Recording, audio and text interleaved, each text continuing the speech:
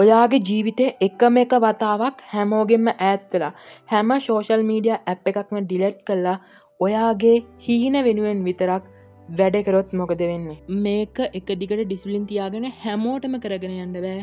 හැබැයි පුළුවන් අය විතරක් I am ready කියලා කමෙන්ට් එකක් දාගෙන යන්න.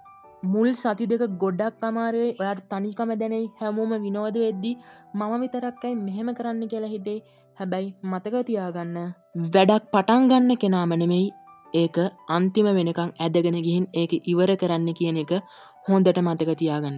පළවෙනි පියවර තමයි ඔයා මේකට ලෑස්ති වෙන එක. ඒ කියන්නේ ඔයාගේ වටපිටාව හදාගන්න එක. ඔයාගේ යාළුවන්ට ඔයාගේ ගෙදර අයට කියන්න මම මේ මාස 6 මේ වැඩේ වෙනුවෙන් වැය කරනවා. මම මේකට විතරයි ફોකස් කරන්නේ. අනිත් දේවල් මට අදාළ නැහැ.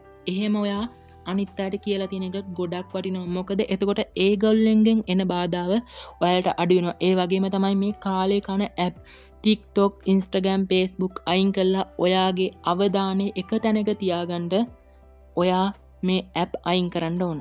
ඊළඟට ඔයා පාඩම් කරන කෙනෙක් නම් ඔයා අනිවාර්යෙන්ම විභාගයක් වෙනුවෙන් ලෑස්ති වෙනවා නම් ඔයාට ඒ මාස 6ට ඕන ටික විතරක් මේසේ හරි කොහේ හරි තියාගන්න.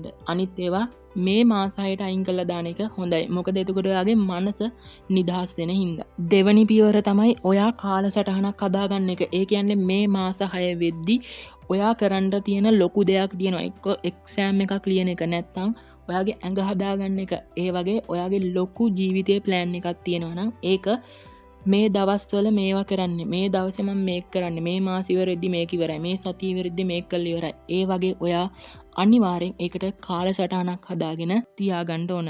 මොකද හිත ඉන්න වෙලාවක් නැහැ. තුන්වෙනි පියවර තමයි ඔයා අනිවාර්යෙන්ම දවසකට විනාඩි 30ක්වත් ව්‍යායාම කරන්න ඕන. හොඳ ආහාර වේලක් ගන්න ඕන.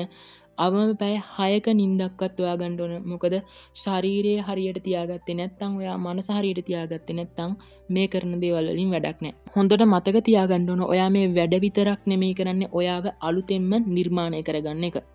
ඔයා මේ මාස 6 හොඳට ඒ අතුරුදහන් වෙන වැඩේ හිටියොත් ඒ වැඩේම හිටියොත් ඔයාට අනිවාර්යෙන් හොඳ දෙයක් කරගන්න පුළුවන් වෙයි. ඉතින් තවත් වීඩියෝ එකකින් හම්බ වෙමු. එතකන් ඔයාලට සුබ දවසක්. දිගටම මේ විදිහට වීඩියෝ බලන්න කැමති නම් channel එක subscribe කරලා තියාගන්න. වීඩියෝ එකක් දාපු ගමන් දැනගන්න bell icon එක all දාලා තියාගන්න.